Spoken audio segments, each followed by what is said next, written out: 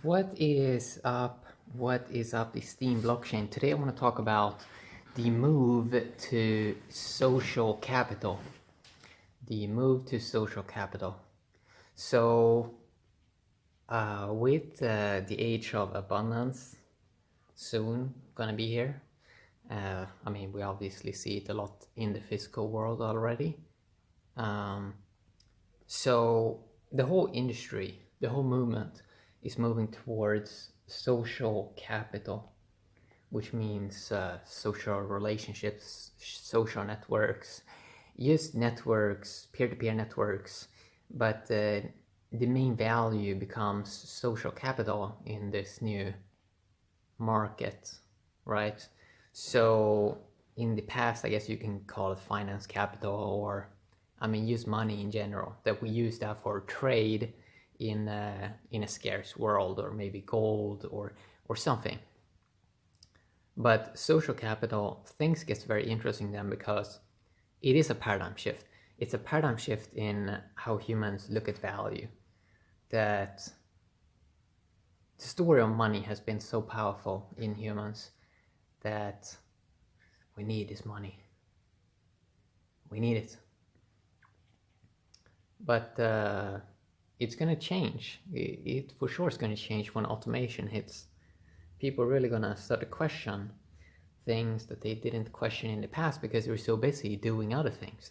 But when humans get more free time over, they can start to think about things. So social capital, what is so good about it? Well, social capital is that you focus just on building up social relationships with other humans in this digital network, and the bigger the network you have, of course, the better. But the cool thing is that the social capital is built using other humans. It's using trust and relationships, which means that it can't have a market where it's like every day it's crashing, or it's going up, or it's crashing, it's going up, like the stock market is, or the crypto market is, where everything can just crash, go up and crash. There is really no physical thing you can grab onto, or even there's not even, let's say, a digital thing. You can't grasp at social capital because it doesn't exist in the physical space. You can say that a human's brain, you can say that another person's brain, okay, you can say that it's physical in a way, but the cool thing is that it's not something that you have to keep track of. It's in the other person. So the only thing you have to do is just be you, be cool, socialize on the internet or in the real world, but build up this social capital, build it up, and I think that is going to be like the new story. That's going to be the new, let's call it gold, because people if you look at it from a logical perspective, people like to look at the new gold, like where's the value. The logical mind will always want to, or the intellect, they always want to dissect and find where's the new value. Bitcoin is the new digital gold. But I don't know really if you can use logic on this, because I just see it as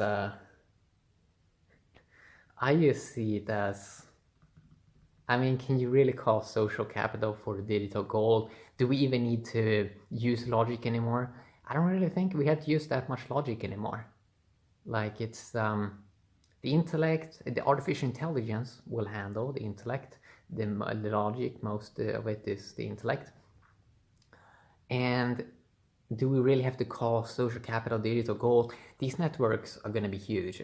There's going to be so many people involved, like billions of people. So we already have these networks of communication, Facebook, YouTube, and Instagram, but it's mainly about communication. It's not about connecting yourself with other people in a tokenized digital way, so you also exchange monetary value.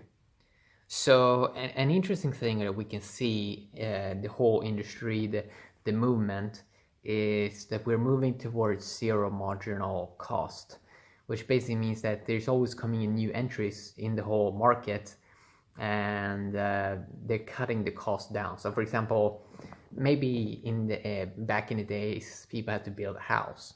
Maybe in the future, we're probably going to get 3D print of a house. So you can see that the new entries are pushing down the cost of stuff, and eventually everything almost drops to zero. So the story of money, the story of where's the value, it's sort of it becomes less needed, because you can see that the value is basically everywhere. And the reason why we use money is because it was very convenient. It was very convenient in a scarce world to use money.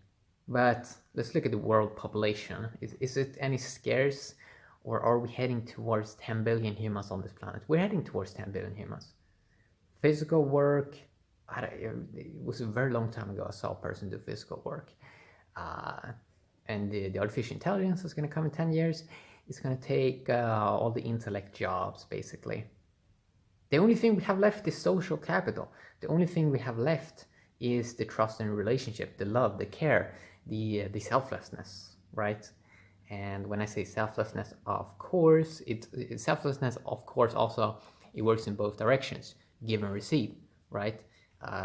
You're on this earth because nature basically gave you the body, the brain, and all that. So give and receive always works both. So even when we're selfless, it benefits us selfishly, of course, or selfishly, let's say, because they both work together, which is interesting. So social capital is a very cool area, and I'm reading a couple of books about it to be able to understand it much deeper. It's gonna, when people rewire their brain for social capital, they only look at the relationships and how they can empower each other and leverage each other's brain. That's gonna create so much more freedom in people, in their brain, that they don't have to chase for a value, that it has to have some digital ones and zeros behind it. It is like, can't we use love and trust as the main currencies? I actually think we can.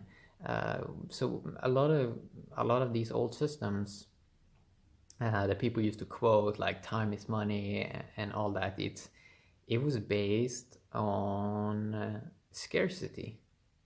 Maybe they will still hold true in the future, but I look at the larger movement and I see how people have more free time. I see the physical abundance. If we can make physical abundance a reality, then I don't really see why we wouldn't be able to make digital abundance also a reality. So you sort of get abundance hit from all directions. And I really think that the idea of freedom, it probably mainly is going to be possible in when people get educated, let's say, by using terms as social capital. And that humans also probably going to learn a lot that the logic and the intellect, it's not as much needed. Social capital is not dependent as much on logic and the intellect.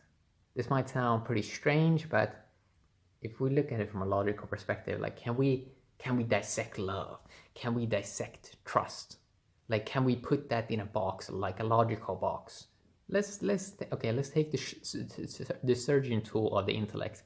Let's slice up a heart, and can we realize it? Can we understand it if we slice it up? Like, what can the intellect do in, let's say, a social capital economy? Okay, if you use the word economy, but really, like, what can the intellect say about love? What can the intellect say about trust and relationships? If we're gonna go with 100% logic about life, then you can go like, is there really any meaning with all of this? No, there is no meaning. Like, or like let's use the logical mind on laughing, joy, having fun. Can we analyze that? Can we analyze like why are you having fun? Like why would we do that? If a person is having fun, if they have a lot of freedom, why would they try to logically analyze that? So the very, very cool thing with social capital is that it's kind of free from the attacks of the intellect or the logical mind that want to analyze social capital. What is it? What does it mean? What is the purpose of all these humans? So we sort of gonna let robots deal with the logic and the intellect, and humans can just be free then to look at things from another perspective. The money side, the money perspective has always or has had it's been a big part of our history basically for such a long time that people they sort of trained to think about everything from economical terms, but we can probably eventually build a reality that everyone has their value stored in social capital, and they can really create a cool world, I think. But this is just me speculating. Of course, it's up to humans to manifest and create reality that you want to. It all depends, like if people are willing to invest in that field, competence, like invest a lot of energy into that field, social capital. I think then we can do cool stuff. But we have to see where stuff can go, because I think that it can go a little bit wherever, like. But what I see, for example, on the Steem blockchain, I see a lot of selflessness. So it's an interesting start. This place is interesting, and yeah. So quickly a video talking about that. Hopefully people enjoyed. Have an awesome day, Steem blockchain. I'm gonna talk about social capital way more in upcoming videos, explore it a little bit more, because I'm reading the books right now on it, and it's probably going to take a couple of days or weeks to dive a little bit deeper into it. But the term social capital, I feel that we're going to hear that so much more in the future, and that this new shareable economy is very fascinating because it doesn't depend, it's not as built on scarcity, as in we need to own so much stuff, right? So yeah, it's mainly about accessibility. That if you create easy access to stuff, then people are good. We're good, right? But yeah, as I said, gonna explore it more in the future. Have an awesome day. Steem blockchain. Bye bye.